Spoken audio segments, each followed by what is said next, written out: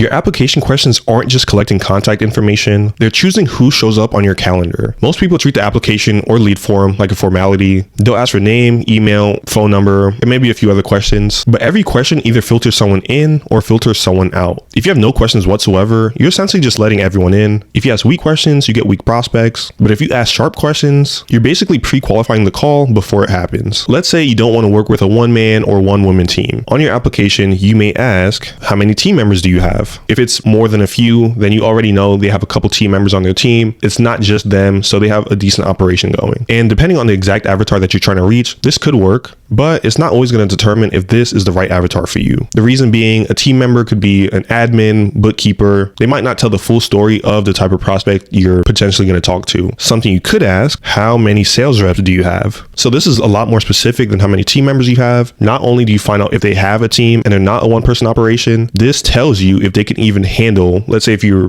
getting them leads, this tells you if they can even handle the volume that you're about to send them. This cuts a lot deeper than just how many team members do you have. Same slot on the form, but a completely different prospect that walks through. So the rule is every question should change who you take on the call. If a question doesn't filter anyone in or out, it just adds friction while lowering your conversion rate. And you can go even further and engineer your prospect. Another question you could ask might be, can you handle 10 or more new clients per month? So this is another way to find out if they can handle the capacity that you're about to send them. Now, these specific questions apply to if you're trying to supply leads or bookings to a prospect, but let's say you're targeting videographers that are established, you might want to ask them, how many editors do they have? Or something along those lines. These cut a lot deeper than just asking what's your budget or how many team members do you have. You want to really get specific and think about your ICP, the exact dream client that you'd want, and then engineer the questions around that. So the main lesson here is the questions that you have on your lead form or application does two things. They qualify and they sell, because not only do they help you figure out who you're about to speak to, they help set expectations so that the serious prospects know that you're a right fit for them.